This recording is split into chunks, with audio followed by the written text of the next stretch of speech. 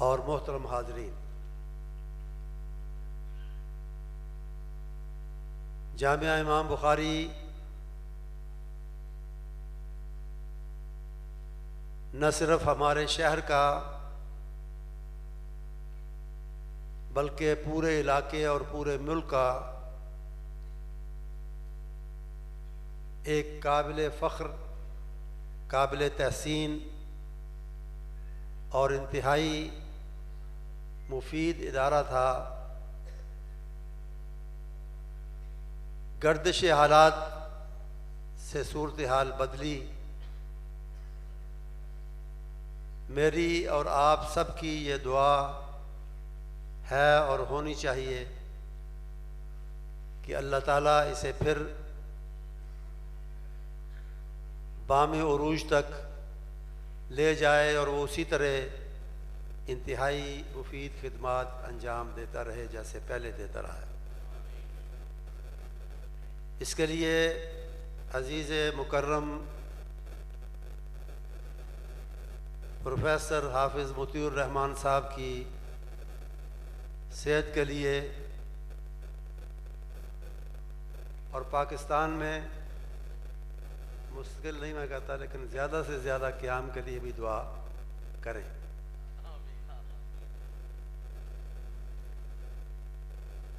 जामिया इमाम बुखारी में तक़रीब बुखारी इंशाअल्लाह अभी मोहतरम का हम फाजिलाना दर्स सुनेंगे। मैं हज़रत इमाम बुखारी रहमहुल्लाह ताला के हवाले से दो तीन बातें करना चाहता हूँ,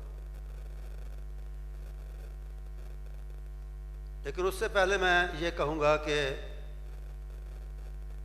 ये जो अल्लाह ने फरमाया कि हमने इस ज़िक्र पाक कुरान करीम को नाजिल किया है और हम ही इसकी हिफाजत करने वाले हैं। हिफाजत अगर सिर्फ अल्फाज की होती तो इसे इलाही हिफाजत या मुकम्मल हिफाजत नहीं कहा जा सकता। अल्लाह ताला ने इसके अल्फाज की हिफाजत तो की है, लेकिन इसके साथ इसके मफ़हूम और जो ये चाहता है, जिस तरह की अमली ज़िंदगी कुरान पाक चाहता है, उस तरीके की भी हिफाजत की है।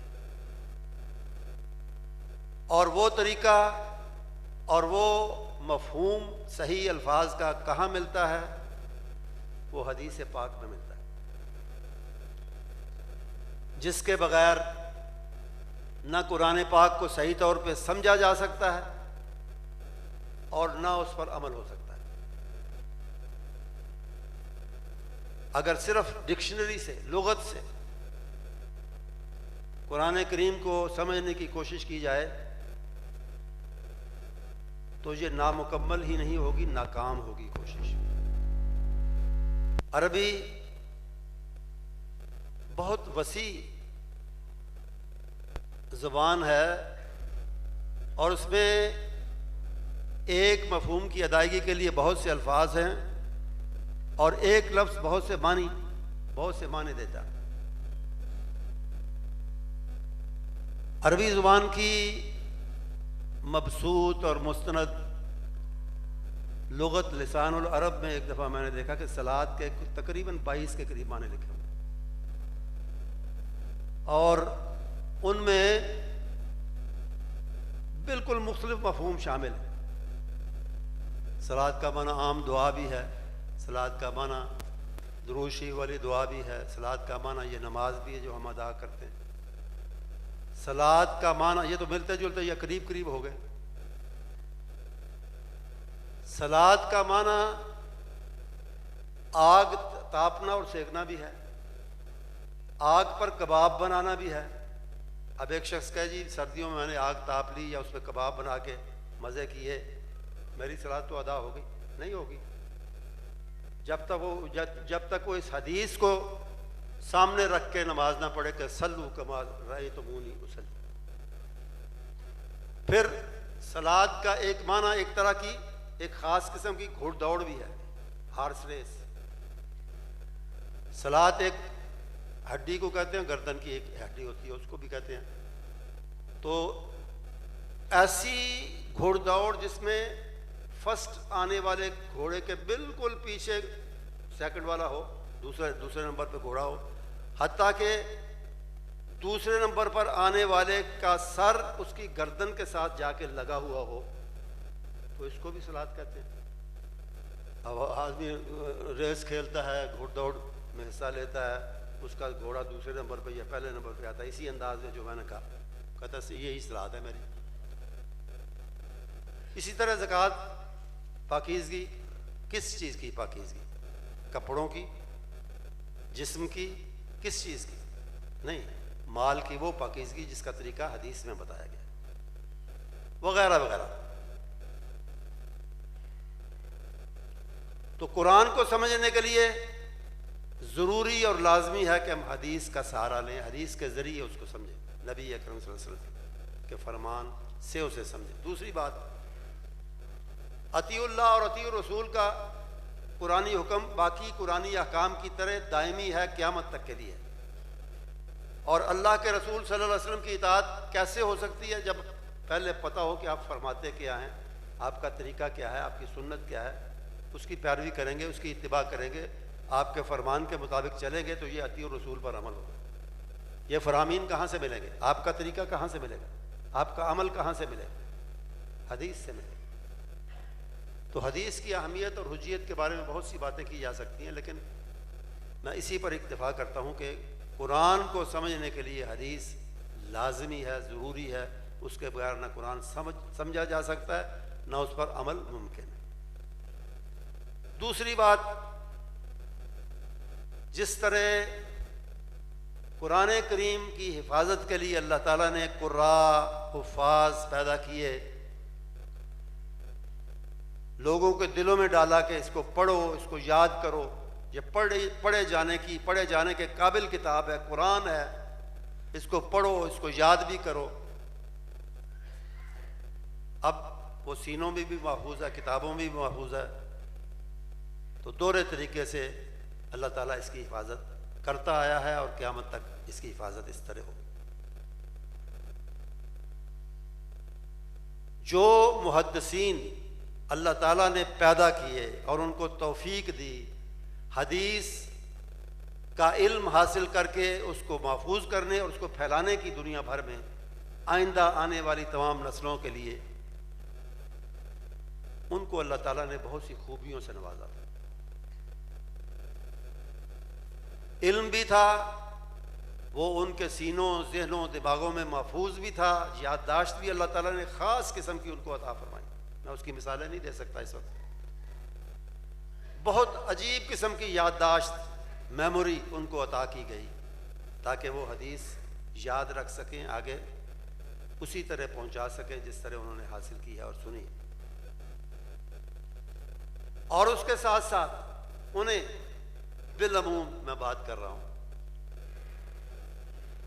उन्हें अमल की भी बहुत शानदार और ऊंची तौफीक अल्लाह ताला ने अता फरमाई कि जो पढ़ते और जो पढ़ाते थे और जो सुनते और जो सुनाते थे दीन की वो बातें, उन पर उनका अमल भी बड़ा पुख्ता था, अमल भी आमिल थे, खाली आलिम नहीं। इस हवाले से हज़रत इमाम बुखारी रहमहुल्लाह को देखा जाए तो उन्होंने 14 साल की, जिसको टेंडर एज कहते हैं ना, नौउम्री में उन्होंने उनके रहलात इल्मी यानी सफ़र इल्म हासिल करने के लिए, हदीस हासिल करने के लिए, मुख्तलिफ असातिज़ा से पढ़ने के लिए 14 साल की, हाफिज़ इब्न हजर तज़किरतुल हुफ़ाज़ में कहते हैं कि 14 साल की उम्र से उन्होंने ये रहलात और सफ़र शुरू किए। और इसमें जो मुश्किलात उन्होंने उठाई और बाकी मुहद्दिसीन ने भी, उसका सिर्फ तसव्वुर किया जा सकता है, बयान करना बड़ा मुश्किल। कम्युनिकेशन के, सफ़र के वसाइल, ज़राए इस तरह नहीं थे जिस तरह आज हैं। जंगलों, बियाबानों को काट के, कता करके उन इलाकों तक या उन शहरों तक जाना जहाँ से हदीस मिल सकती है, जहाँ असातिज़ा हैं, शुयूख़ हैं हदीस के, भूख, प्यास, मशक्क़त, ख़तरात, हर चीज़ का मुकाबला करते हुए और हर चीज़ का फेस करते हुए। बहुत से मुहद्दिसीन और भी हैं, लेकिन हज़रत इमाम बुखारी भी इन मुश्किल मराहल से गुज़र के और तकरीबन 16 साल तक इन मराहल में रहे और उसके बाद उस मकाम पर पहुँचे जिस पर कोई और मुहद्दिस नहीं पहुँच सका। और इसका एतराफ़ उनके मुआसरीन ने भी किया। कहते हैं कि मुआसरीन में को अब थोड़ी बहुत चश्मक भी होती है एक दूसरे से, और उसका एतराफ़ किसी मुआसिर की अज़मत का एतराफ़ करना थोड़ा मुश्किल होता है। बाद में लोग ज़्यादा आसानी से तारीफ़ें कर लेते हैं, लेकिन उनके मुआसरीन ने भी, और छोटे मोटे नहीं, जो उनके पाए के करीब करीब के लोग थे, उन्होंने उनकी अज़मत इल्मी का एतराफ़ किया। दो एक मिसालें मैं देता हूँ। धारमी खुद बड़े मुहद्दिस हैं, तो उनका एक छोटा सा जुमला है कि इमाम बुखारी रहमहुल्लाह के बारे में कि हुवा आलमुना व अफ़क़हुना, वो हम सब में मुहद्दिसीन जो असर जो थे या उसके करीब, वो कहते कि ये इमाम बुखारी हम सब में ज़्यादा इल्म वाले भी हैं और समझ वाले भी हैं। इल्म भी रखते हैं और उसकी समझ भी रखते हैं, फ़क़ीह भी। उनके बहुत से इमाम साहब के बहुत से शागिर्दों और रावियों में आगे मोहम्मद बिन सलाम बेकंदी भी हैं। नहीं, शागिर्दों में नहीं, उस्तादों में हैं, उनके असातिज़ा में, शुयूख में। और मैं ज़िम्नन ज़िक्र कर दूं कि ये रहलात इल्मी जो हैं उनमें मुहद्दिसीन ने शुमार किया है कि तकरीबन 1000 शुयूख से अहादीस आपने ली, और उनमें से 299 एक कम 290 शुयूख की रिवायात उन्होंने सही बुखारी में शामिल की हैं। इसका मतलब नहीं कि बाकी सब गलत थी, लेकिन जो ज़्यादा उनके नज़दीक मुस्तनद थी और सही थी और अथेंटिक थी, उनको जमा किया। तो इन असातिज़ा में मोहम्मद बिन सलाम बेकंदी भी हैं। तो ये उस्ताद होने के बावजूद कहते हैं कि ये बुखारी मोहम्मद बिन इस्माइल मेरी क्लास में मेरे सामने दो जानू होकर जब बैठता था तो ला अज़ालो खाइफ़म मिन्हु, मैं डरता रहता था कि मुझसे कोई गलती ना हो जाए। ये उस्ताद का हाल था इस काबिल तरीन शागिर्द के सामने। और उनके एक और उस्ताद हैं, इस्माइल बिन उवैस उनका नाम है। उन्होंने क्या किया, उन्होंने एक दिन कहा, और मोहम्मद बिन इस्माइल बात सुनो यार, ये मेरे नोट्स हैं, नोट्स की किताबें हैं या सहीफ़े हैं, एक नज़र इनको ज़रा चेक करो, देखो जो गलतियां हैं वो मुझको बता दो। उस्ताद शागिर्द से अपनी गलतियां निकलवा रहा है या मालूम कर रहा है, बहुत सी ऐसी बातें। फिर जो बात मैंने की थी कि मुहद्दिसीन हज़रत इमाम बुखारी रहमतुल्लाह अलैह समेत आमिल लोग थे। इमाम वकी का नाम आपने सुना होगा, इमाम शाफ़ी रहमतुल्लाह अलैह भी इनके शागिर्द हैं। वो नसीहत करते थे कि इज़ा अरदता अन तहफ़ज़ हदीसन फ़अमल बिही, हदीस को याद करना है तो उसका तरीका क्या है, सिर्फ उसको रटो नहीं, उस पर अमल करो, अमल करने से वो याद रहेगी। आप देखते हैं कि वज़ू के मसाइल जो हदीस में आए हैं, नमाज के, वज़ू के, जो रोज़मर्रा की चीज़ें हैं जिन पर रोज़ाना अमल होता है, वो लोगों को, आम लोगों को भी ज़्यादा याद होते हैं, उलमा को भी ज़्यादा याद होते हैं। निकाह, विरासत, इस तरह के जो मसाइल हैं वो कम याद होते हैं, मुस्तहज़र कम होते हैं, बड़े होते हैं लेकिन मुस्तहज़र कम होते हैं। उसकी वजह यही है कि जितना किसी हदीस पर अमल होगा, उतना किसी भी चीज़ पर जितना अमल होगा उतना वो याद रहेगा। तो मुहद्दिसीन आमिल लोग थे। हज़रत इमाम बुखारी रहमतुल्लाह अलैह की एक छोटा सा, बज़ाहिर छोटा सा एक जुमला है और छोटी सी बात नज़र आती है लेकिन बहुत बड़ी बात।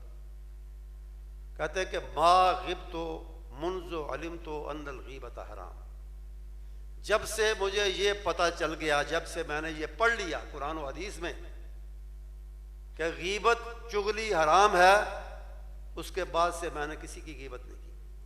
सुनते भी नहीं थे, सुनने से भी एतराज़ करते थे। कोई शुरू करता था, कहते थे मुंह ओढ़ लिया, का और को बात करो, और करते तो बिल्कुल नहीं। छोटी बात है बज़ाहिर, लेकिन अपने आप को देखें तो बहुत बड़ी बात नज़र आती है हमारी।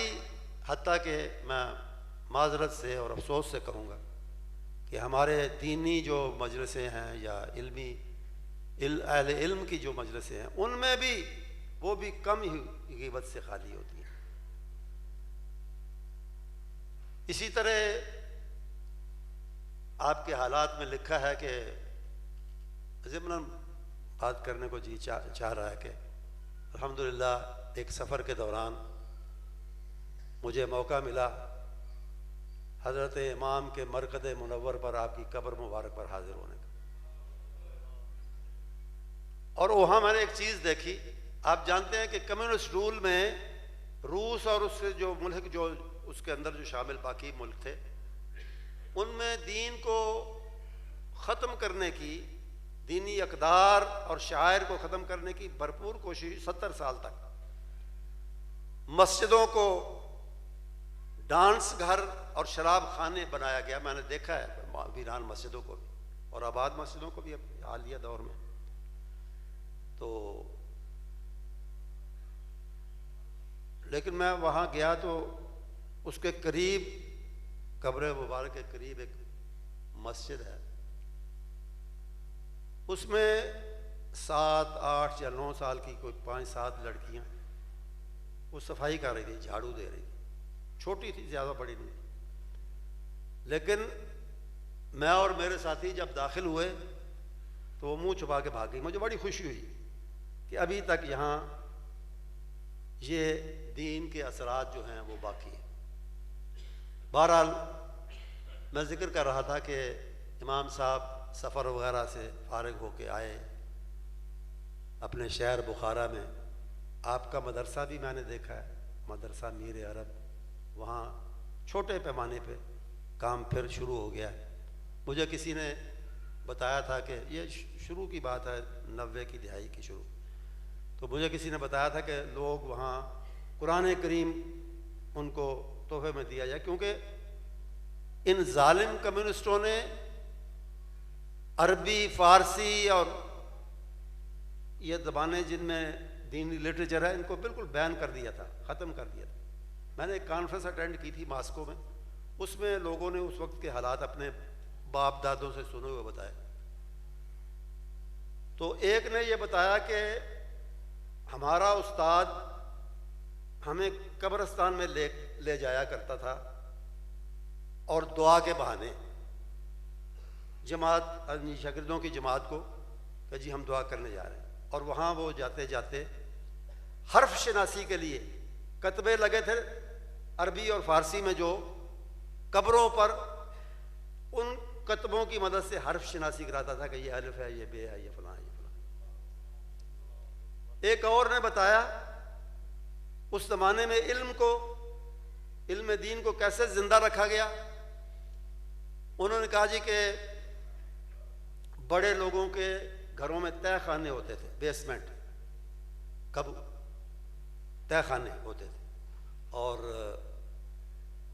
उस्ताद वहाँ बैठता था, शागिर्द खुफिया तौर पर रात को आते थे, चिराग जला के वो उनको पढ़ाता था। और फिर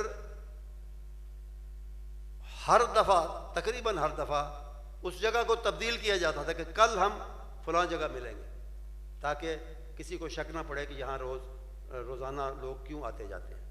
इन हालात में उन्होंने ज़िंदा रखा इल्म को। और आज जब मैं गया तो मैं उस वक्त भी ये देख के उलमा को मिला, ये देख के हैरान हुआ और शर्मिंदा भी हुआ कि उनके आम जो एवरेज उनका आलिम है, उसकी अरबी बोलचाल, तहरीर, हर चीज़ वो हमारे एक अच्छे आलिम से भी बेहतर है आज भी, इन तमाम मुश्किलात के बावजूद। तो बहरहाल बात हो रही थी हज़रत इमाम बुखारी रहमतुल्लाह अलैह के अमल की तो बुखारा वापस आए तो लोगों ने आपस में तय किया कि बुखारा शहर के ज़रा बाहर एक सराय बनानी है, होटल क़याम के लिए। मुफ्त क़याम होता था उस मुसाफिरों के लिए, उस ज़माने में सराय बनाते थे, तो बनानी है। तो उन्होंने बनाना शुरू की। तो हज़रत इमाम भी तशरीफ़ ले आए और ईंटें उठा के मज़दूरों की तरह उनके साथ शामिल हो गए। लोगों ने एहतरामन कहा, जनाब हम मौजूद हैं, आप आराम फरमाएं, आप क्यों तकलीफ़ करते हैं। उनका, मैं तुम्हारी तरह सवाब का मोहताज नहीं हूँ, मैं भी मोहताज हूँ। ये उनका था जज्बा अमल। तो मैं बात लंबी नहीं करता, हज़रत का खिताब है। तो मेरी दुआ ये है कि अल्लाह मुझे, आपको, हम सब को इसी तरह हदीस की अहमियत, उसकी फ़जीलत समझने और इसके साथ साथ उस पर अमल करने की तौफ़ीक़ अता फ़रमाए। व आखिर दावाना अल्हम्दुलिल्लाहि रब्बिल आलमीन।